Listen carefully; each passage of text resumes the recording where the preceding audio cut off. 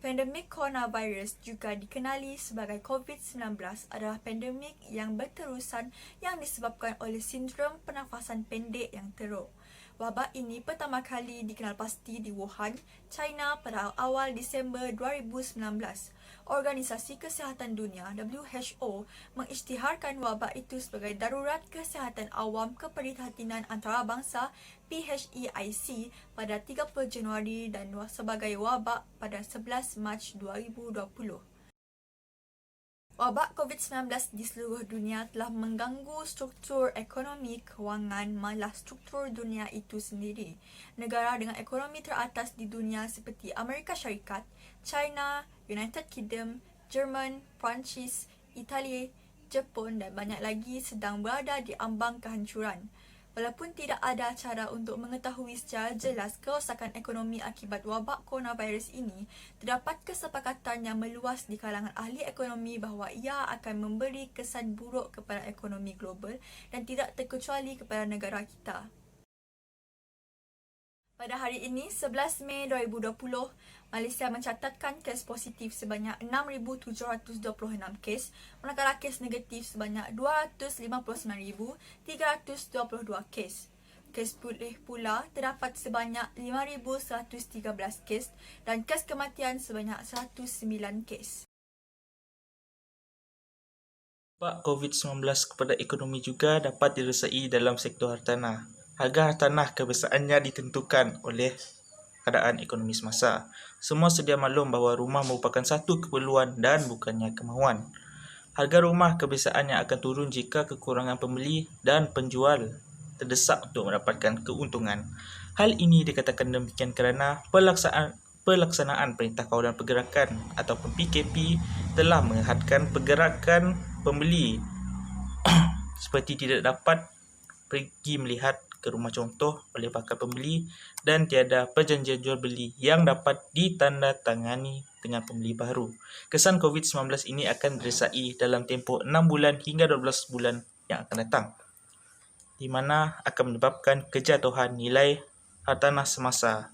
Untuk pengetahuan semua, kebanyakan bank di Malaysia telah mengumumkan program khas bantuan kewangan buat pelanggan mereka, termasuklah penangguhan sementara ansuran pinjaman yang dikenali sebagai tempoh moratorium kepada peminjam. Bank Negara Malaysia ataupun BNM juga menurunkan kadar dasar semalaman ataupun dalam bahasa Inggerisnya Overnight Policy Rate atau OPR akibat daripada COVID-19 ini. Pada bulan Januari 2020, BNM telah menurunkan OPR sebanyak 25 mata asas kepada 2.50%, iaitu paras terendah dalam tempoh 9 tahun berbanding 3.25% pada Mei 2019. Implikasi daripada penurunan kadar OPR ini menyebabkan kos pemilikan rumah di Malaysia menjadi lebih rendah. Sektor perindustrian juga mengalami kesan akibat daripada COVID-19. Banyak kilang-kilang ditutup akibat tidak mematuhi SOP yang dibenarkan oleh kerajaan. Sebagai contoh, sebuah kilang elektronik di Johor terpaksa diberhentikan operasi disebabkan tidak mematuhi SOP yang dibenarkan oleh kerajaan. Akibatnya, barang tidak dapat ditawarkan di pasaran dan firma akan mengalami kerugian. Akibat daripada banyak kilang-kilang ditutup, penawaran barang di pasaran akan terhad dan ini secara tidak langsung akan mengakibatkan harga barang juga akan meningkat.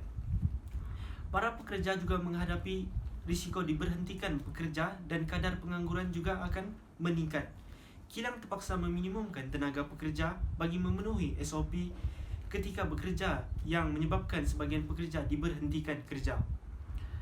Berdasarkan statistik Jabatan Perangkaan Malaysia, kadar pengangguran Mac ialah seramai 610,500 orang dan dijangka akan meningkat kepada 2 juta lebih orang. Selain itu, industri pelancongan dan perhotelan juga mengalami kerugian yang besar. Banyak hotel ditutup dan banyak pembatalan tempahan pelancongan. Berdasarkan maklumat dikeluarkan Kementerian Pelancongan Seni dan Budaya, industri pelancongan telah mengalami kerugian sebanyak 3 bilion akibat daripada COVID-19 yang disebabkan kira-kira 80% pengurangan bilangan pelancong. Tahun Melawat Malaysia merupakan sebuah program yang diadakan khas untuk menarik pelancong ke Malaysia. Acara ini sangat berjaya dan hampir menarik pelancong yang ramai setiap kali acara ini diadakan. Tahun Melawat Malaysia 2020 dijangka akan menarik 30 juta kedatangan pelancong asing dan sentiasa menjadi perhatian ramai kerana ia merupakan salah satu sumber utama untuk pertukaran mata wang asing dalam ekonomi negara. Ia juga menjangkakan keuntungan sebanyak 100 bilion ringgit Malaysia.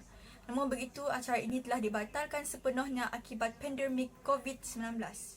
Industri pelancongan menyumbang kepada lebih daripada 50% perkhidmatan perdagangan ekspor negara kita. Kira-kira 27 juta pelancong berkunjung ke Malaysia pada setiap tahun. Malaysia telah rugi sebanyak 3.37 bilion ringgit Malaysia pada 2 bulan awal tahun ini akibat kurangnya kedatangan pelancong asing ke negara kita. COVID-19 telah menyebabkan penurunan jumlah pelancong asing serta hasil keuntungan negara.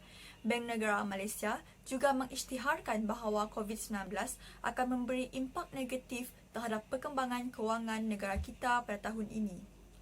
Pertumbuhan penggunaan swasta Malaysia akan terjejas memandangkan penurunan jumlah pelancong pada tahun 2020. Ini akan membebankan ekonomi negara kita kerana ia menyumbang lebih dari 90% pembangunan yang signifikan dalam 9 bulan tahun 2019. Dengan itu, boleh dikatakan bahawa Malaysia mengalami lebih banyak kerugian berbanding keuntungan dalam sektor pelancongan akibat daripada pandemik COVID-19 ini. Assalamualaikum warahmatullahi wabarakatuh. Di sini saya akan membincangkan tentang kesan-kesan COVID-19 terhadap sektor pekerjaan di Malaysia. Kesan yang pertamanya ialah pekerja akan hilang pekerjaan. Pelaksanaan Perintah Kawalan Pergerakan membataskan pergerakan para pekerja untuk pergi bekerja seperti biasa. Persatuan Majikan Malaysia menganggarkan 100,000 pekerja di Malaysia bakal diberhentikan kerja kesan daripada COVID-19 ini. Majikan yang ingin mengambil pekerja yang baru bimbang akan status kesihatan para pekerja mereka. Kemungkinan para pekerja mereka dijangkiti COVID-19 atau tidak, itu merunsingkan mereka. Dengan kesihatan untuk mengambil pekerja memerlukan kos yang tinggi untuk menilai tahap kesihatan pekerja sama ada positif atau negatif COVID-19 sebelum diterima masuk bekerja. Selain itu, kesan COVID-19 terhadap sektor pekerjaan ialah simpanan wang akan berkurangan. Pekerja yang tiada simpanan wang kecemasan, mungkin simpanan kewangan mereka akan bertahan hanya dalam beberapa bulan sahaja. Mereka tidak dapat bekerja dalam tempoh yang agak lama, mungkin simpanan mereka akan habis dan menyebabkan mereka tiada wang untuk membeli sesuatu barangan. Pekerja swasta dan pekerja yang bekerja sendiri antara orang yang paling terjejas ketika musim COVID-19 ini. Contohnya, perusahaan perniagaan tidak dapat membuka perniagaan mereka menyebabkan pekerja tidak dapat bekerja. Seterusnya, pekerja bakal hilang pekerjaan mereka. Bagi majikan pula, mereka tidak mampu membayar gaji pekerja kerana syarikat mereka tidak beroperasi ketika musim Perintah Kawalan Pergerakan ini. E-dagang adalah merupakan satu proses pembelian dan juga penjualan yang dibuat melalui elektronik. Dari perspektif proses perniagaan, e-dagang adalah aplikasi teknologi ke arah automasi transaksi perniagaan dan aliran kerja. Manakala dari perspektif atas talian atau online, e-dagang menyediakan kebolehan untuk membeli, menjual produk dan informasi di dalam internet dan servis atas talian. Sejak berlakunya pandemik COVID-19, kita sedia maklum bahawa kebanyakan sektor ekonomi terjejas sehingga menyebabkan berlakunya kemerosotan pada ekonomi dunia. Namun begitu, perkhidmatan e-dagang atau perkhidmatan atas talian menerima impak yang positif kerana sambutannya lebih menggalakkan. Sebagai contoh, syarikat Fingo Malaysia Sendirian Berhad berjaya mencatat peningkatan jualan dalam talian sebanyak 150 hingga 200% sejak pelaksanaan Perintah Kawalan Pergerakan PKP bermula 18 Mac lepas berbanding bulan sebelumnya. Selain itu, pengarah urusan serantau Shopee iaitu Yan Ho berkata, pihaknya mendapati lebih ramai pengguna platform berkenaan membeli belah barangan keperluan harian seperti lampin, tisu tandas dan beras secara dalam talian. Oleh itu, sektor e-dagang dianggap sebagai penyelamat ketika sektor utama berdepan ketidakstabilan. Selain itu, sektor e-dagang diperlukan bagi membantu kerajaan dalam memerangi dan menghadapi kesan COVID-19. Hal ini dikatakan demikian kerana dengan wujudnya perkhidmatan e-dagang, keberangkalian untuk rakyat keluar rumah membeli barang lebih rendah kerana pembelian atas talian lebih mudah dan lebih sama tanpa risau akan terjadinya sebarang jangkitan. Selain itu, melibatkan diri dalam sektor e-dagang juga dapat membantu rakyat yang terlibat dengan meningkatkan pendapatan mereka. Hal ini boleh dilihat apabila pengusaha-pengusaha yang menjalankan perniagaan atas talian mendapat sambutan yang lebih memberangsangkan dan mendapat sambutan yang tinggi.